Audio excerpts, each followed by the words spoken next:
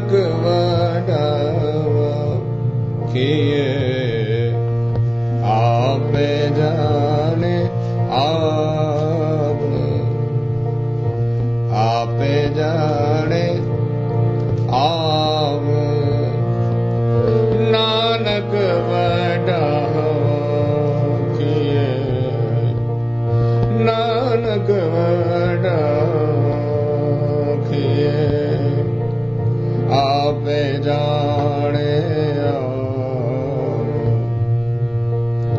आप जाने आप नानक वडा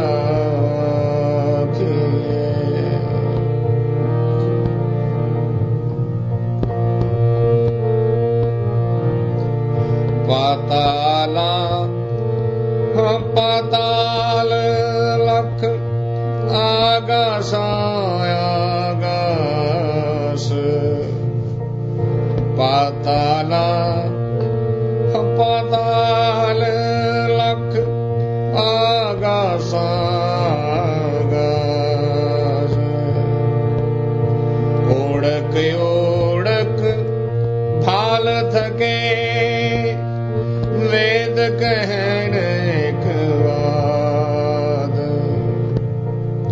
ओढ़क ओढ़क भाल थके वेद कहन एक बात नानक वडाया किए आप जाने आप जाने आप नानक वडा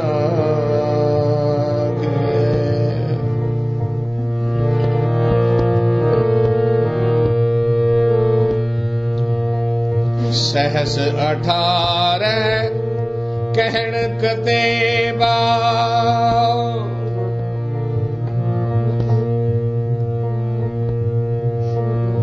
सहस 18 कहन कतेबा असलू एक धात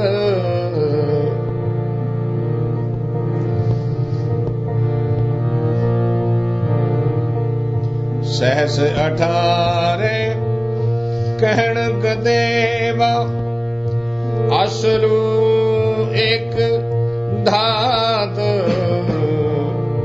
लेखा होए ता लेखिए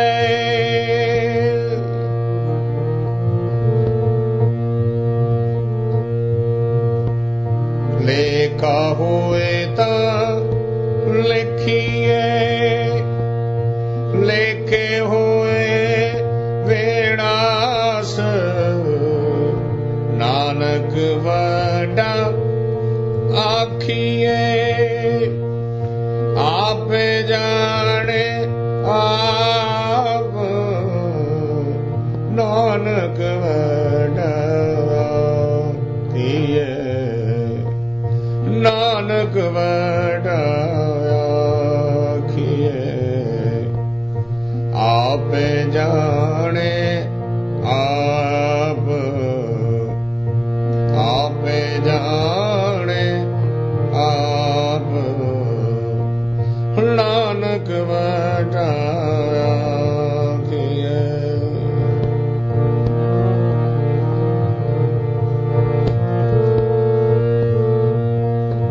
सलाही सलाह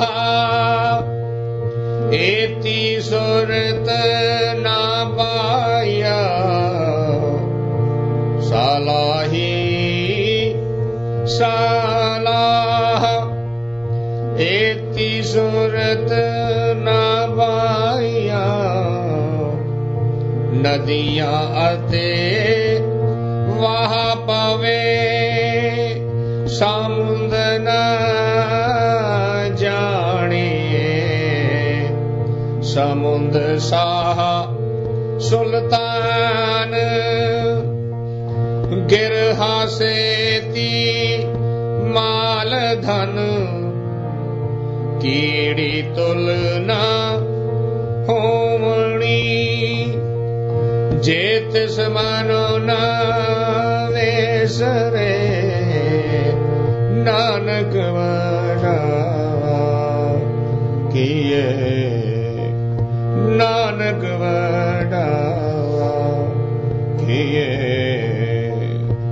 आप जाने आप जाने आप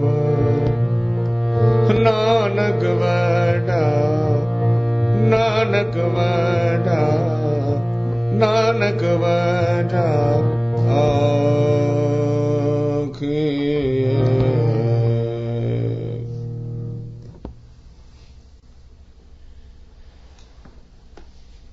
So in the last sitting, when we were discussing the stanza number 21, Gurwani indicated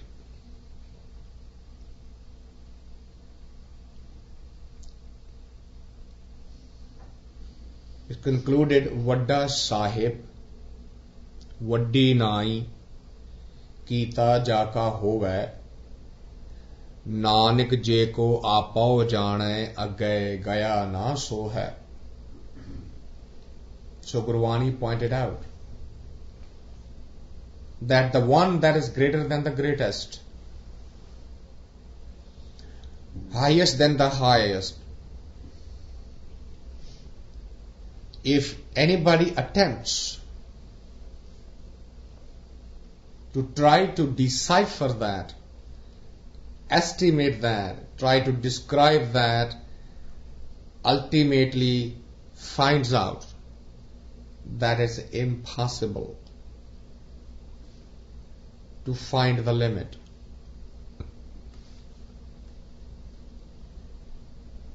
In scientific theories, there is a model. How do you define a circle? And in order to define a circle, you first have to put his center point. That's a circle. Then you can draw a circle around it, right? So now that center becomes the point around which that circle is revolving.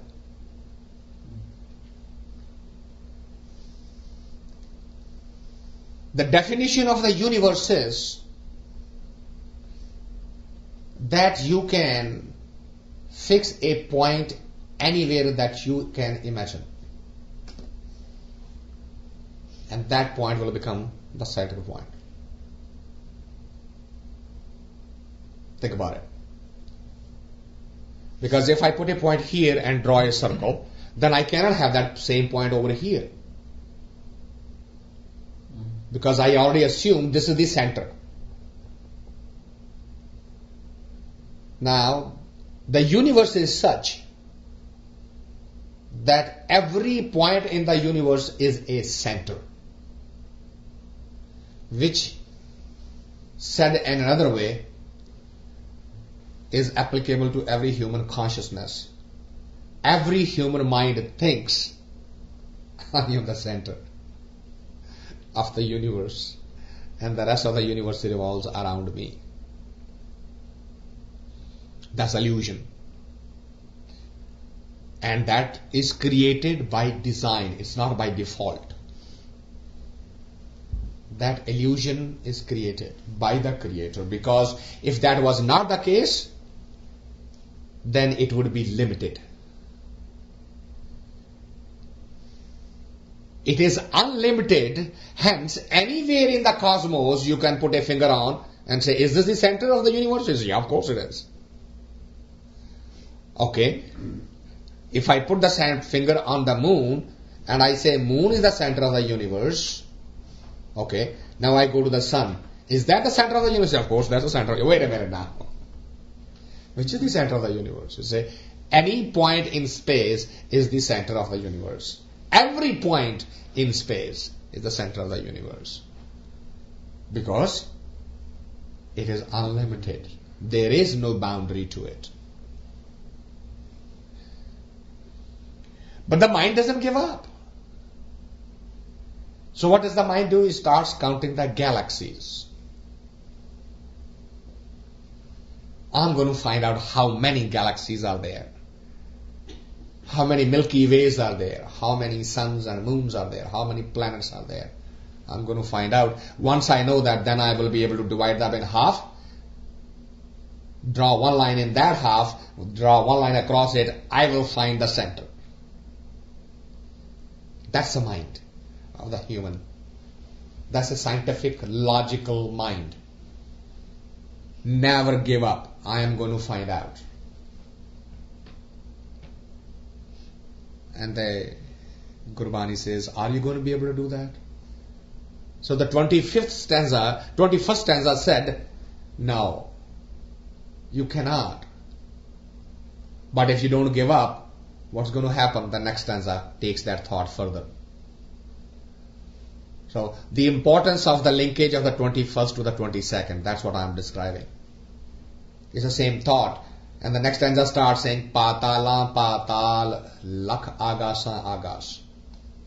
Now, the term patal means something that is below the layer that we are aware of. That's patal.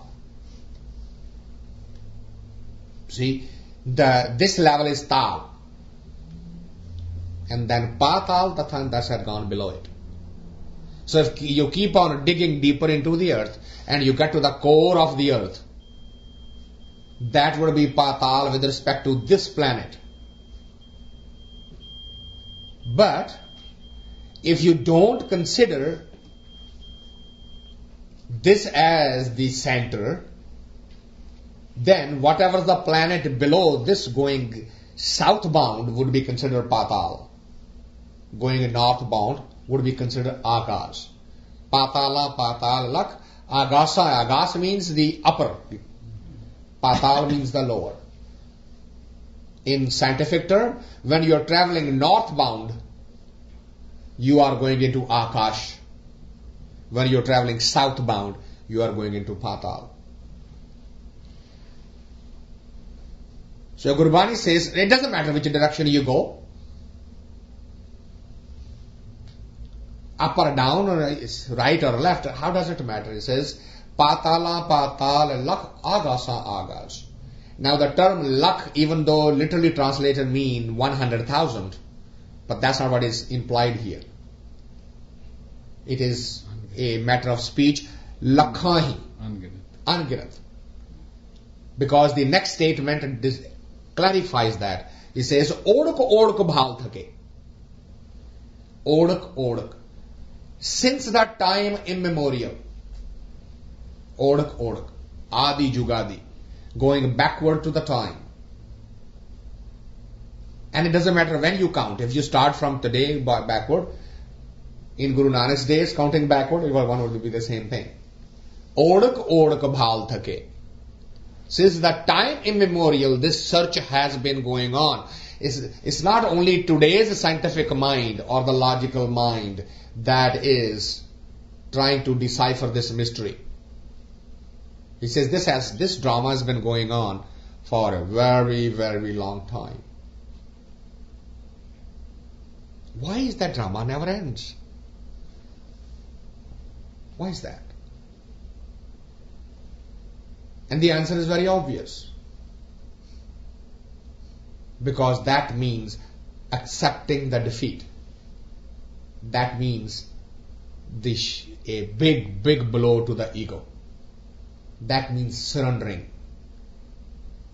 And human ego would never ever. Because that's what keeps it going. We even have beautiful words around it. We say, hope sustains the life.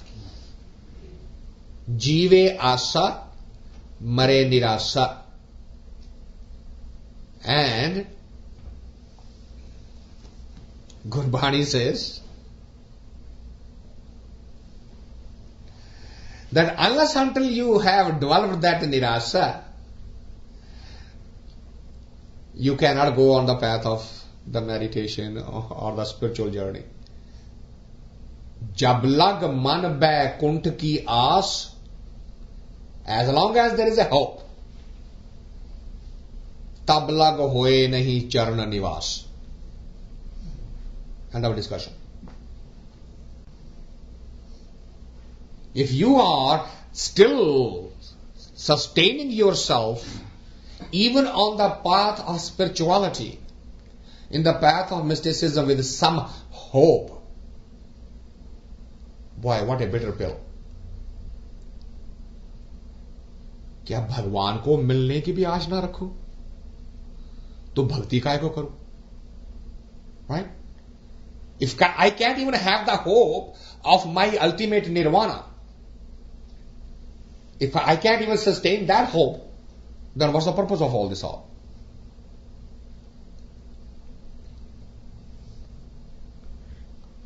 And the answer is that you can start with this. You can start the journey because you are taking baby steps. But once you grow up, the tooth fairy will disappear. Santa Claus would no more be a real one. You can start your childhood thinking that my tooth fairy is going to come and give me $1 for every tooth that's broken. And that's okay. And the child who has grown to be a 30 years old man and is still looking for $1 under the pillow every morning is going to have a problem. So those who have gone ahead, they warn up front that start taking the steps. Don't project yourself to the end result because that is the end state. It happens to everybody. You don't have to do anything. It automatically drops. That final asa drops. Final hope drops. Odak bhav thake. But that thakna, to get tired, is very important.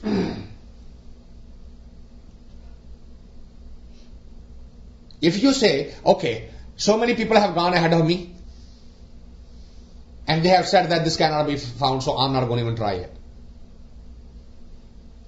It ain't going to work. Because that one will not be the real experience. Your acceptance of this infinity has to be your own authentic self. It cannot be a borrowed knowledge. So वो थकना बहुत जरूरी है. When the mind runs and runs and runs and argues and discusses and eventually throws out and says, I'm tired. I can't go any further. Then that belief that arises from that tiredness is totally of a different quality. The one who says, I heard about it, it must be right. And that's why Buddha for 12 years did nothing else but listen to everybody, go find over there, do this, do this, do this, do this. And the last penance of surviving on one grain of rice for 24 hours a day eventually got him to the stage, odak bhal thakke. That day, that tiredness under that Gaya people tree, when he said, this is all nonsense, I'm going home. There is no truth, there is no God, there is nothing to be achieved, there is nothing to be found, they are all lying. When that hope went away, suddenly the enlightenment, the final hope dropped.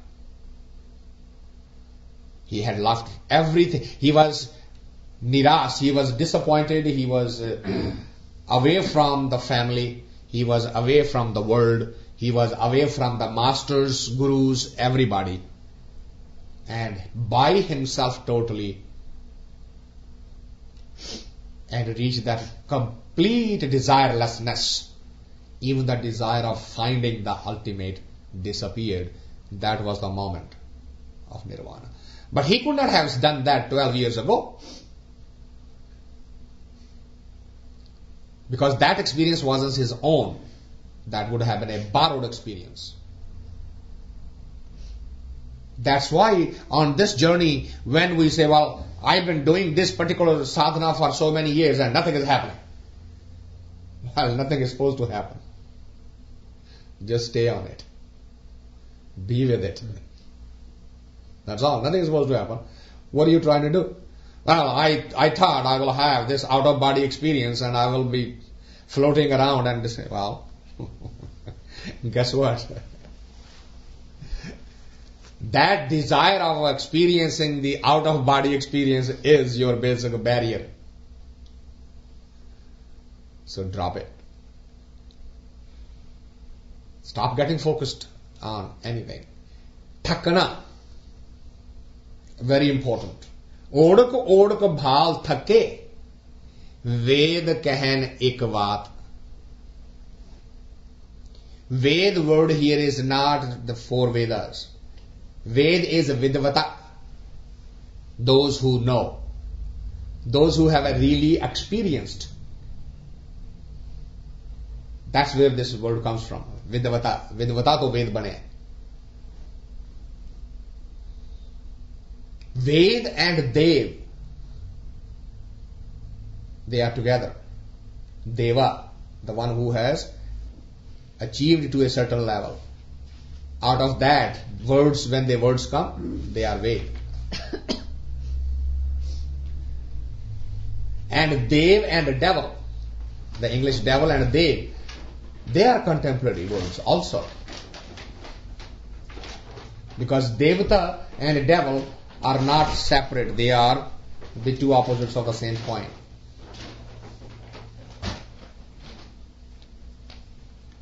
So you see, those who know, they say that. What is that? Ved kehen ek vaat. Vaat means baat, the word.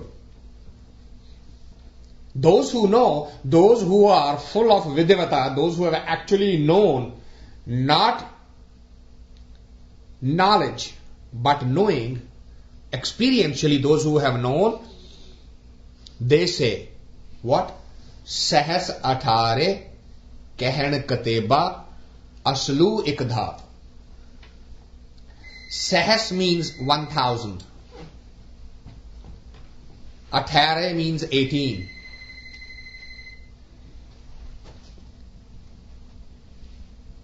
That there are 18,000 galaxies. Who says that? Kehen kateba. Kateba, even though is a term used here for the 4 books in Islam, the Quran, the Anjil, those there are 4 books, and in that it is documented that there are 18,000 galaxies. And Gurbani says, so what? They are counting only 18. Sasa athare kehen kateba aslu ikdhat. Aslu means asulan. In reality, there is only one source and rest is all the manifestation. Whether it is 18,000 or 18 millions or trillions, or how does it matter? It will all depend on the individual experience. That's not a count. You can't count that. Because if it was only 18,000 galaxies, bingo, now you are limited. Right? Counting the 18,000 galaxies is no big deal. So you just have defined the limits of the Creator, which is an impossibility. It's contradiction in terms. How can the Creator be tied into a specific number of creation?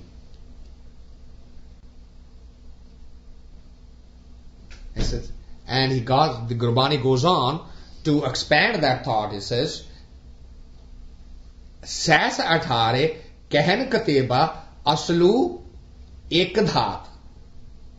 Dhaat means the source, the mool, the center. Ek one. That one is the source of it all. And the reality is, lekha hoye ta likhiye. If it could have been counted, if it could have been imagined, if it could have been estimated, it would have been done. And what is happening in reality? He says those who started counting and started documenting, they disappeared. But the count continued. Lekhe hoye vinash. Those who started, who have this desire, have this burning need to lekha, to count it out, they find that they disappear. The time runs out on them and the count is not finished. Lekha hoye ta likhiye, lekhe hoye vinash. Vinash means the end, the destruction. Who's the one who is gone on the process of trying to estimate, trying to get an idea how big the creation is, how large the creation is. So as you can see, for the last few stanzas, Gurbani is hammering on a central thought process for a jagyasu, for a sadhik, for the one who is desirous of walking on the path, saying, would you be alert to this process? Would you be alert to this thought? That when by knowing the creation, you cannot know the creator. By estimating the creation, if the thought behind is, once I know how big, how many varieties, how many different permutation and combinations are there in the nature, I would know the one who created it. That's not going to happen.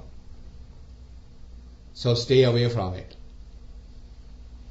This is a futile exercise. It has been done again and again and again. And learn from it. Lekha hoye ta likhiye, lekhe hoye vinash, nanak vadda akhiye, ape jane aap. Again the same conclusion. The one who created it, he is the only one who knows. But we say that he is very great. You say, how do you know that? Nanak vadda akhiye. Everybody says, he's great, he's great, he's great. How do you know that? Have you seen him? Have you experienced him? Just stop parroting. Go find it for yourself. He is great, no question about it. But you are repeating somebody else's experience. Sun vadda, aake sab koye, kevad vadda, ditha hoye. Sun vadda. We heard from somewhere that he is great.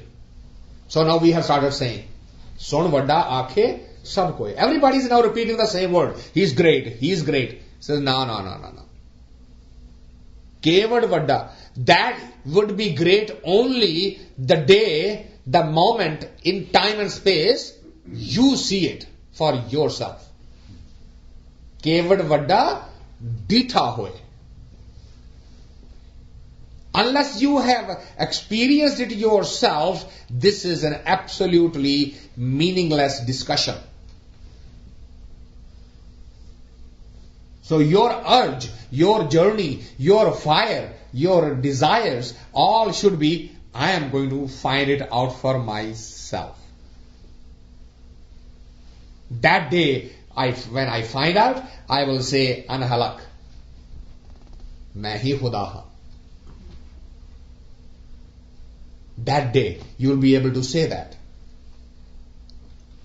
But till then, get on that journey and stop worrying about the nature and its varieties and its size and its sounds. Forget about it.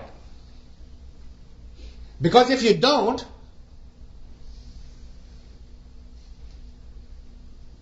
next stanza builds on the same. It gives a beautiful argument. It says, Salahi salaha eti suratana paya.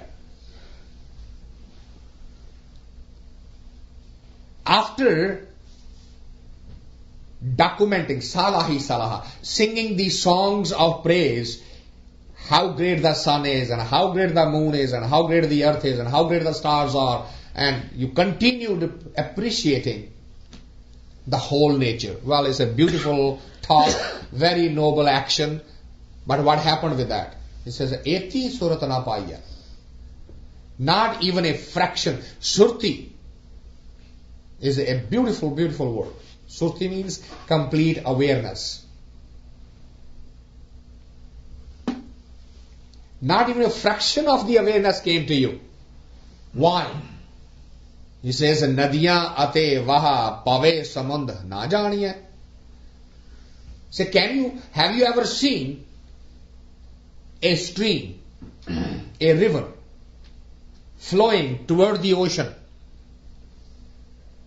And when it goes to the ocean, and it falls into the ocean, Nadiyan, the rivers, ate vaha, small streams. Nadiyan ate vaha pave samund. They fall into the ocean.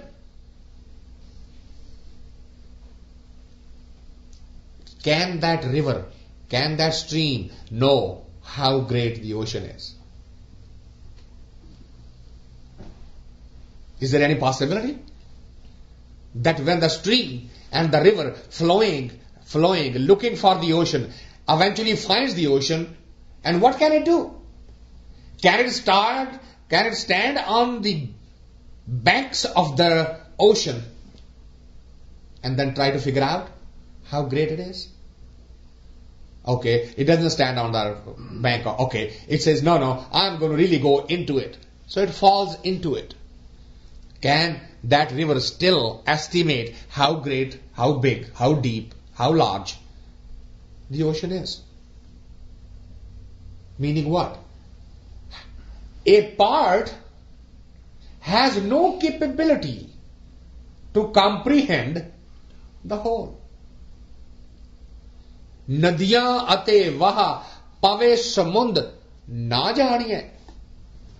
You cannot find it. There's no way.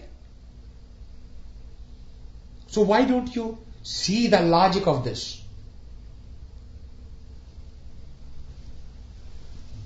And he says, Samund saha sultan.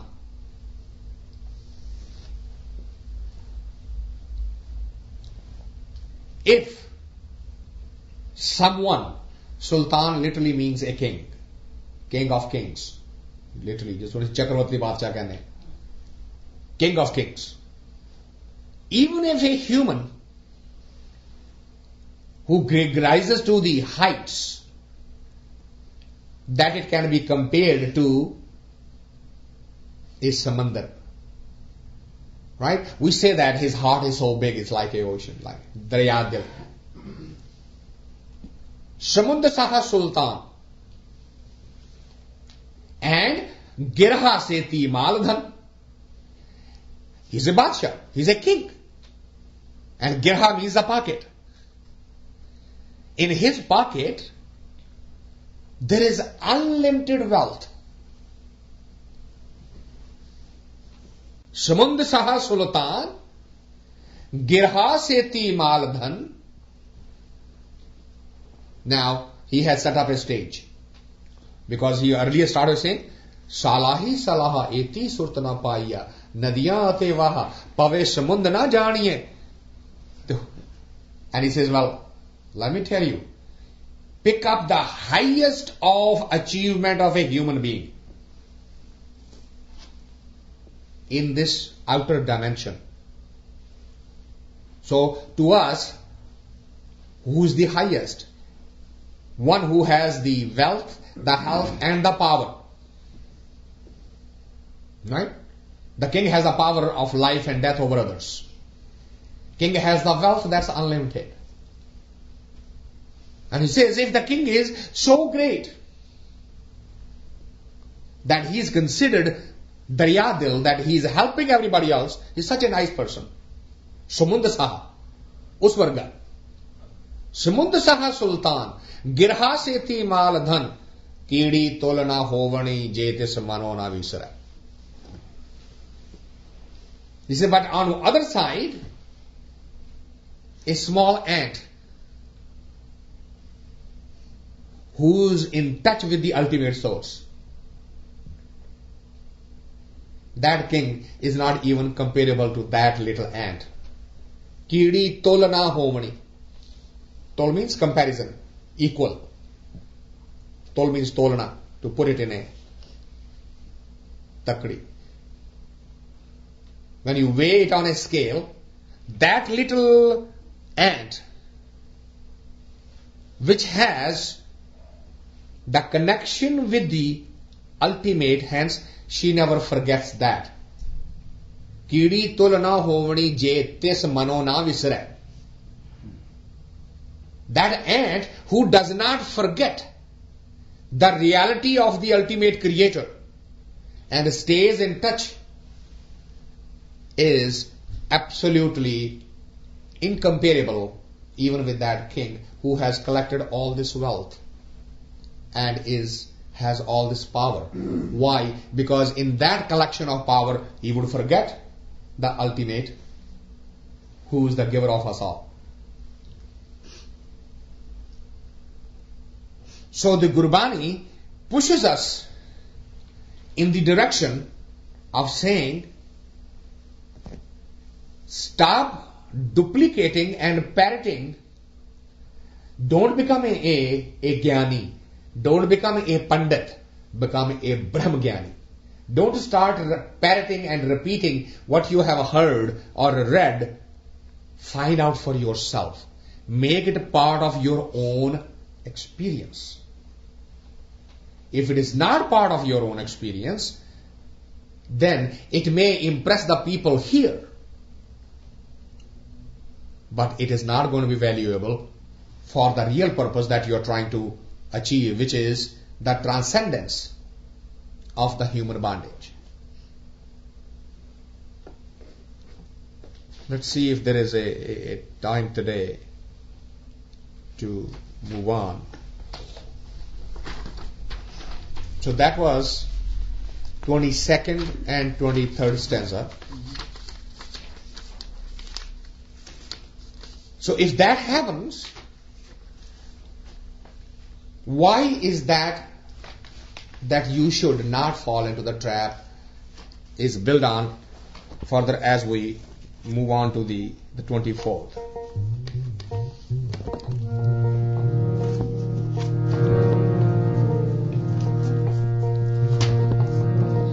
अंत न सिफती कहन न अंत, अंत न करने then न अंत, अंत न वेखण सुनन न अंत, अंत न जापे क्या मन मंत, अंत न जापे गीता आकार, अंत न जापे पारा, अंत कारण के ते बिल लाहे ताके अंत न पाए, एहे अंत न जाने कोई, बहुता कहिए बहुता होए,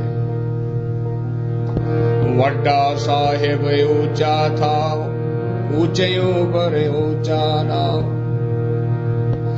ए वडे ऊंचा होवे कोई, तिस ऊंचे को जाने सोए, जे वडे आप जाने आप आप,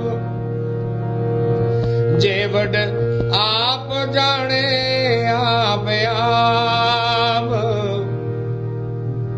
नानक न तेरे करमी दात, अंत न सिफती कहन न।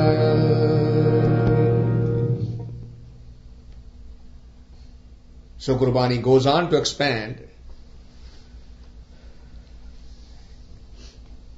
and says there is absolutely no end to it. Ant means the end, the completeness, there is no way to say that this has been done or said and hence it is complete. When you are talking of the spirituality, the mysticism, the creator's creation, everything else will have a beginning, a middle and an end. Every other journey, every other life will have, it doesn't matter how big it is, except when it comes to the creator himself. The Brahmas, the Vishnus, the Mahesh, Shivas and so forth, you can take a look at those avatars, the Ramas, the Krishnas. You can take a look at the negative, the Ravana, the Yodhana and so forth. It doesn't matter which model you want to take. They all had a beginning and they all had an end. But the creator is without the beginning, without the middle, without the end. And why is that? Because it's a circular in nature.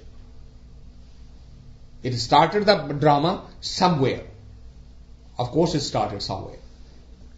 But in that startup, in the seed,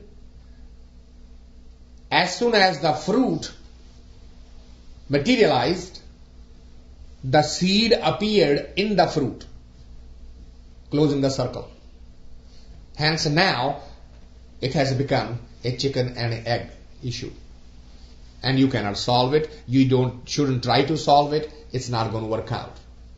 There is no end to it. And the Gurbani goes on to give some examples. Antana shifti kehananayant. There is no end to those who are trying to praise him. Sifat means to say how good it is. Kehananayant.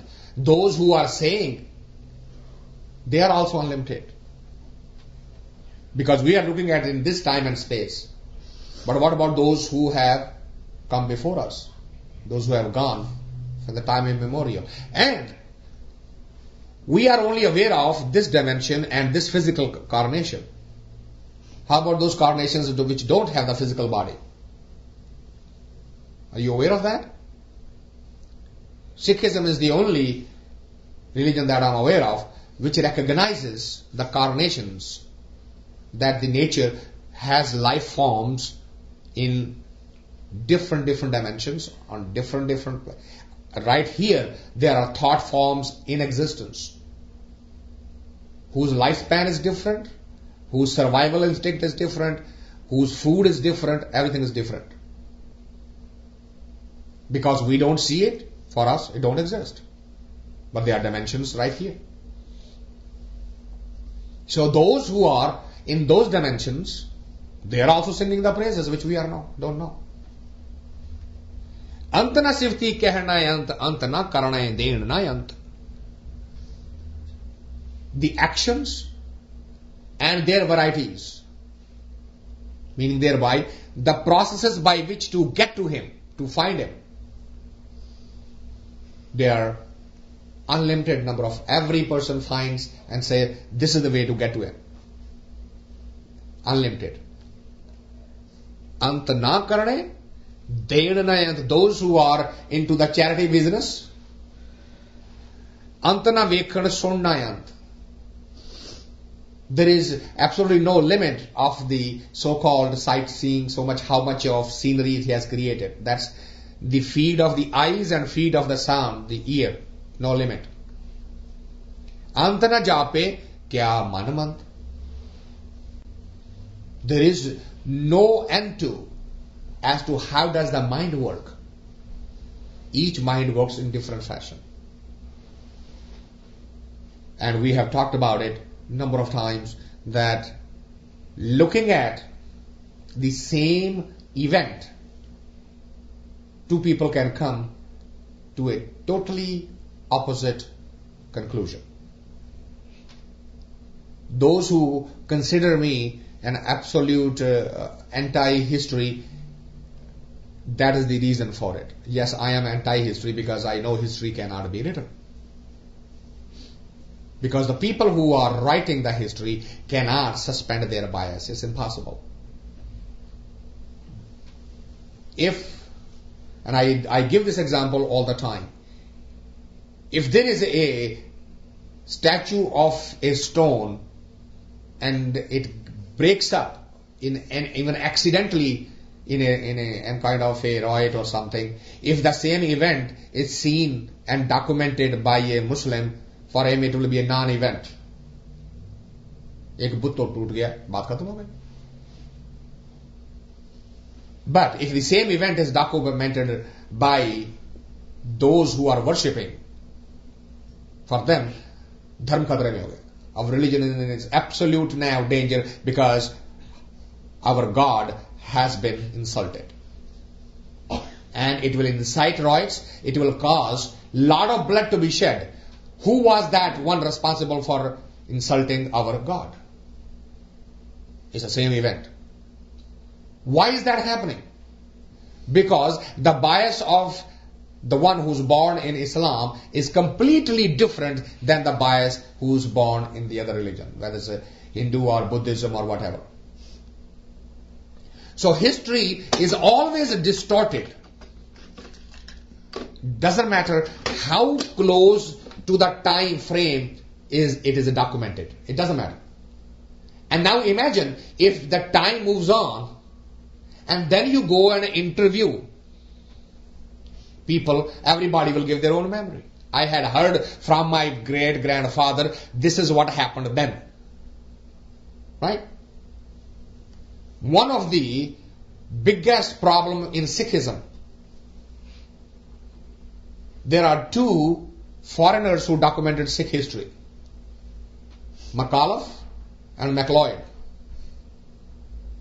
And they have become the authoritative reference points to see if the history is correct or not. Now think about it. MacLeod and McAuliffe goes to India and starts doing the research on Sikh history so that they can write books. They learn the Punjabi language and they read the Punjabi literature written by others and they interview people. So what do you think is going to be written? Whatever the interviewers are telling them. What source they have to challenge it? So they documented it. So now, if you say this didn't happen, they say, well, McAuliffe wrote it. 100 years ago he wrote it. And we forget, how did he write? Was he present then? Which is the same issue when somebody says God was created in 6 days. Well, how do you know? Were you present then? Did you watch him taking a rest on the 7th day? That he was only busy 6 days? It is impossible. So, how do you decide then? Who's right and who's wrong? What is the possibility? Only one way. Does it make sense from a spiritual, a mystical level? Only today, there was some discussion going on in my house. And the discussion was about the marriage. And the hypothesis was, without marriage, the procreation will stop. And I said, who has hypothesized that? How about millions and millions of pairs, couples, who are childless? Nature didn't think of them? Forgive my stupidity, but the male energy has become totally redundant if the only need is the procreation. Male is not required. Think about it. Today's science has made the male energy totally unnecessary. You just need the one side, you need the sperm, and the other side you need the egg. And do the process in the lab, implant it, and you are done. Procreation is not the purpose of the marriage. Procreation is a byproduct of the marriage, not the primary purpose. And since we have forgotten that, we have started choosing the pairs with only one objective. Here is a male, here is a female, pair them. Economic structure okay, education structure okay, pair them. Hence, no perfect match. The biggest problem since the time immemorial, people like Mark Twain and Bernard Shaw documented men or women are not meant to be married. They are meant to live next door to each other and visit once in a while. That was their solution in this century. Go read them. Mark Twain and Bernard Shaw both. They were confirmed bachelors for their life, and that was their model. Said, just live next door to each other. Being in the same roof, you're not meant to be. Why did they not really see through what the fallacy is? Because they would not look for the spiritual meaning between male and female energy. Pairing of the energy was meant to be totally something different. There was a spiritual purpose behind it. We forgot, and we've been suffering. And will continue suffering till the mankind learns to find the pairs with the objective of spirituality, which Nanak documented 500 years ago. He said, एक जोत दोए मूर्ति धन पिर से न आखियन बहन इकट्ठे होए एक जोत दोए मूर्ति धन पिर कहिए सोए. Unless until male and female don't get together to go to that one, ek jot, they are not going to be husband and wife ever. It's impossible. It cannot happen. And we have found this to be true for the last 5,000 of documented history. 5,000 years, people have tried every model from east to the west. Hasn't worked. Why? Because the mind is refusing to look into that everything on this planet is actually done with one basic objective. How to have the soul evolve spiritually. Spiritual evolution, the most important, the basic purpose of taking birth, the spiritual evolution. And we absolutely ignore that, and Gurbani says, okay, fine, continue. Antana jape kya man mant? There is no end to it. The mind can go any which way it wants. Antana jape kita yakar, antana jape paravar. There is no end to how much of creation. Akar means the body, the form. How many forms are there? Ant karan kete bilalahe. Because they can't find out. How many people are just totally frustrated with, why can't I find out how big it is? What is this? Why don't you reveal yourself? What is the big deal if I know how big you are? What is it to you? Why don't you reveal yourself? Here is my limit. The problem is that there is no limit. How would he reveal? He is going on. He's not done. How can he show to any mind, appear to a saint or a Buddha or to a scientist in a dream and say, come on, I'll take you to the boundary of my creation? He isn't done. He will never be done. Hence, that answer will never come. Why? No beginning, no middle, no end. Antakaran kete billaye taaki ant na paya jaye. See, those people who are not giving up yet, they are also unlimited. You cannot sit them down and say, hey guys, quiet down. It's not going to happen. You say, no. Only few hundred years ago, people said, you can't get to the moon. Today we are ready to go to Mars. No, we'll find out. Just have patience. We just don't have the tools yet. Let's refine our telescopes. Let's do this, let's do that. They will not give up.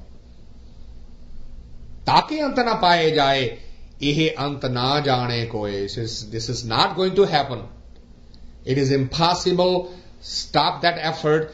Bahuta kahiye, bahuta hoye. It doesn't matter what your imagination is, how great you can visualize it to be. as your imagination grows, so would be the size, so would be the expansion, so would be the creator's creativity. Vadda sahib ucha thao, uche upar ucha now. This is something to be understood. He says, the creator is the greatest of them all. But creators now. And now does not mean Ram, Rahim, Allah Ta'ala. Now means the word that gets you to the Him. This is so that now here means that word that you use for repetition, for your meditation.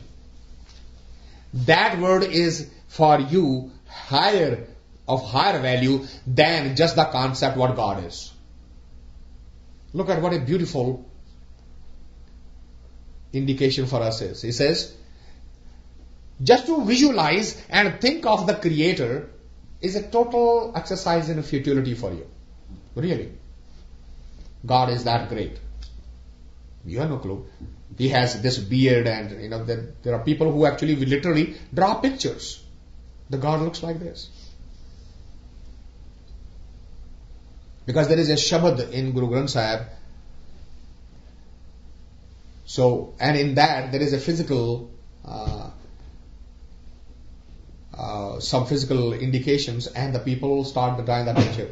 Tere lambade bala, tere dantare sala, tere aise nine aisi aankhein. And somebody said, see, Guru Sahib saw him in this form. I say, you not, Guru didn't say. He had said he is near Akar right in the beginning, and you are drawing the picture. Just look at behind the words what he is trying to say. Oh, ji Shabad hai Guru Bani.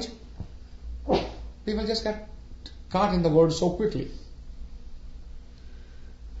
So Guru says, to you it is irrelevant, insignificant what God is, what He looks like, how big, how small it is. It is irrelevant. But one thing is relevant. What is? The path to Him. Uche upar ucha now. The word that gets you to the experience Him would be more valuable to you. So hang on to that rather than the discussion and theories about the Creator. Uche upar ucha now. So take that now, take that word. It doesn't matter what that word is to you. Right? If it is Allah to you, go ahead. Ram to you, go ahead. Vaheguru to you, go ahead. Soham to you, go ahead. How does it matter? If that word is getting you that experience, which one? Vadda Sahib Ucha Tha. If that gets you to the experience of that Vadda, the greater than the greatest, get to that word, Uche Upar Ucha now.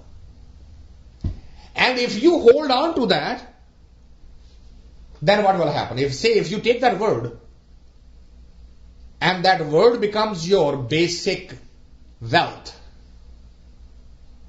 what will happen? It says, Evad ucha hove koe. Look at the example. It says, because he's greater than the greatest, higher than the highest, right? Even when you are in a physical body form, and I take this piece of paper and put it at 10 feet height, and you are standing at 6 feet, can you see it? So in order to see that there is a paper, what are you going to have to do? You're going to have to rise up to 10 feet so that you can see it. It says similarly, Evad ucha hove koe. Since the Creator is that high, you will have to grow that high. Evad ucha. You will have to grow that high. Only then, tes uche ko jane soe. Only then you can experience how high, how great, how big that is. So who will get you there? It says, uche upar ucha now. That name, that word, that meditative tool will keep on helping to raise your consciousness, where you will go to that height where you can start seeing him face to face. एवड ऊंचा होवे कोए तेसु ऊंचे को जाने सोए. Only then, and then you can tell the world God is this great. Then you can say God is. Today you even don't know where He is. When you see it, now you can declare it. And that's what Anhalak, the Awaz Aayi, Mansoor Kolo. That was all that Mansoor did. As he experienced, he declared to the world, I am God. I seen God in me. Islam couldn't tolerate it. They said he's an infidel, kafir hai, pagal ho gaya. They killed him. And this has happened time immemorial. It will continue. The biggest problem that Islam faced, that they basically blocked everything from Muhammad onward. They denied everything, refused everything. Nobody can become equal to Muhammad, much less equal to the God. That's it. Sufis are the only one who ran away with that thought, and they absolutely became separate sect. And they are very scared of them. They don't declare themselves. If they declare, Sarmad declared God crucified. Mansoor declared God crucified. And there are examples of Sufi saint after Sufi saint that once, so long as they, like Bulle Shah actually said to the world that I'm not going to even say it. When we were looking at his kafis, he said that. बस एको गल वजद दिए हर दिल विच सूरत रब दिए जे ज़ाहिर करा इसरार ताई ता मारन बुल्ले यार ताई इथे चुप दी गल ही फब दिए. He said, I'm not going to say it. I'm going to stay quiet. Because if I declare it to the rest of the world, I have known it. कहता एको गल वजदी है वजद सच्चाई. The real truth is only one. It's not just the Muslim जिन्ना जो अल्लाह नजर आंदा. It's not just Muhammad जे अल्लाह है. हर दिल विच सूरत रब दी है. He says, but no, ये ज़ाहिर करा इस तरह. If I declare it, then ता मारन बुल्ले यार था. They're going to come and kill me. And then what? इत्थे चुप दी गल फब दी है. So that's the problem with Islam, that they have not allowed the further expansion of consciousness. And hence, the problem with the Hindu philosophy and the Sikh philosophy, because Hindu philosophy as well as Sikh philosophy says, no, you can become God. Krishna said, Aham Brahmasi, Main hi Brahma haan. And when Arjuna said, show me, he said, okay, you can see it. I am Brahm Roop. So those who have internalized it, who have seen it, they declare it. So when Krishna said, Aham Brahmasi, nobody came and killed him. But when Mansoor said, Main Khuda haan, they killed him. So, you pick up, you try to become that only. So Guru Nanak basically says, Gurbani says, look, you have the potential. Kahda, Evad Ucha Hove Koe. To get to that higher state, Evad, Istra, likewise, you can become that. And once you become that, how would you know? He said, you will then be able to see it. Tes uche ko jaane soe. That day, you will actually, at that moment, you will be able to experience the godliness. Today, you don't even experience your own humanity. You deny your own humanity today. How do we deny your own humanity? Because we don't consider others to be human. I am the only human. Hence, I should be the one who should be taken care of. All the things that are good around me should happen to be me. If it doesn't happen to you, that's okay. Ye to teri kismat hai na. Right? Right? That's your destiny. Karma da phal bhog rahe. But I'm deserve it. I haven't done any bad karma, so every good thing should be happening to me, not to you. Well, if it happens to you, it's okay, but I'm not concerned with that. That is denying the humanity, much less accepting the divinity. How are you going to accept the divinity in the other if you can't accept even the humanity in the other? So Gurbani says, that word, Uche upar ucha now, that is the one that you should be holding on to. Not, this is God and this is His image and that's the presentation and I am going to be meditating on that particular projection or this particular projection. Forget about it. You take that word that is getting you to there. And that word will help your consciousness to rise. Eved ucha hove koe, tis uche ko jane soe, Jeved aap jane, aap nanak nadari karmi dat. He says, but watch out. Picking the name and repeating the name, reciting the name, getting the evolutionary state does not mean that you are the doer. See, hankara idea? Jekar, if I start doing something, and in that doing I am achieving something, and then my I becomes more crystallized. I did it. I understood Guru's word, I implemented it, and I got this result. Right? And I continues along with you. And Gurbani alerts you right at every step of the way. Gurbani hints you back, makes you alert and says, Nanak nadri karmi dat. If the evolution will take place, it is His grace. It is His prasad. It is His karam.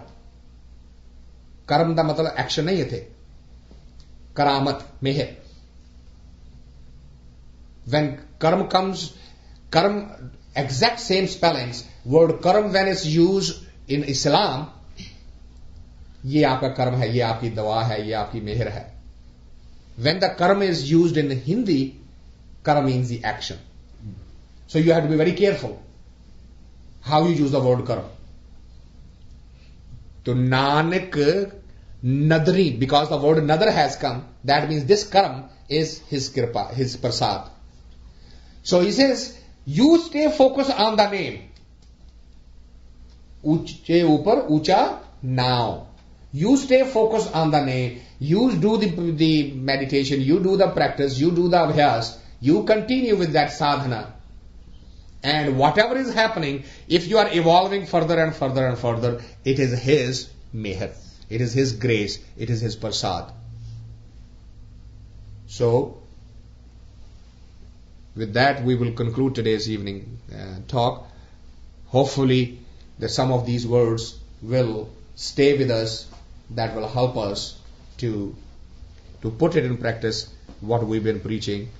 So with that, thank you all for coming, and we will open for any discussions.